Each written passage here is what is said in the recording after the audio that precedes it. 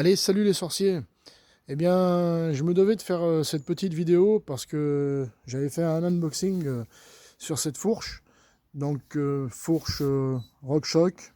Mais bon, quand je cherche, j'ai plutôt l'impression qu'elle s'apparente à une fourche Fox. Mais bon, ça reste du AliExpress. Donc l'idée, comme vous l'avez compris, c'est de mettre cette fourche à la place de celle-ci, qui est une 27.5, alors que j'ai déjà en 26. Bah, moi j'avais monté ça parce que c'était la bonne occasion à l'époque. Et puis voilà quoi, donc je me suis monté ce petit commensal pour faire du dirt sur des terrains. Donc j'ai bricolé un petit peu, là j'ai fait une adaptation parce que commensal ils ont des pièces bien particulières qu'on ne trouve plus. Du coup je pouvais pas monter de frein arrière, ben là ça se passe super bien, ça bouge pas. J'ai eu quelques petits soucis, quand je pédalais la roue elle arrêtait pas de s'avancer, ça me faisait sauter la chaîne. Il n'y avait pas moyen, même en serrant fort, du coup j'ai fait une petite pièce. Alors je sais pas si on va bien la voir, mais c'est un petit tendeur qui prend à l'intérieur. Et puis j'en ai fait qu'un, hein, côté chaîne. Bah, ça marche bien, hein, ça bouge pas.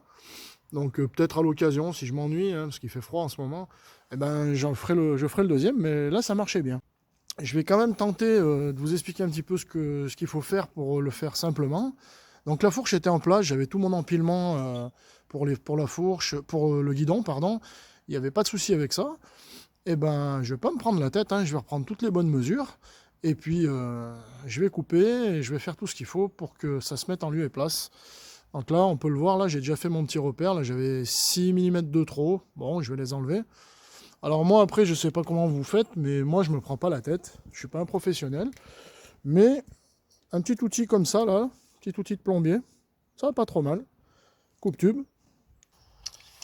Alors voilà, comme je vous l'ai dit, coupe-tube, coupe-tube, et c'est parti. Alors l'idée, quand même, je sais pas si vous arrivez à voir, c'est de mettre la roulette juste en face du repère. Voilà, la serrer un petit peu. Déjà faire un petit tour gentil, sans forcer. Et voir si on revient bien au bon endroit. Alors voilà.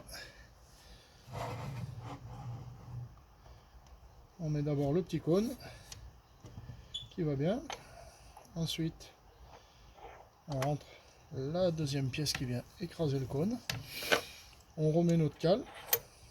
On la positionne correctement par rapport à la fourche, histoire que ce soit joli, quoi. Et puis on vient remettre notre potence, quoi.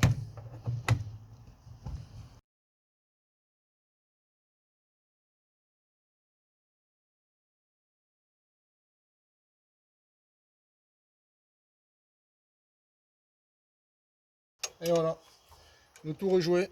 Une super belle fourche. Il n'y a plus qu'à essayer. Eh bien écoutez, j'espère que ce petit tuto vous aura plu. N'hésitez pas à liker, ça m'encouragera parce que j'avoue que je débute. Et puis la suite sur un pump track. Allez, salut les sorciers!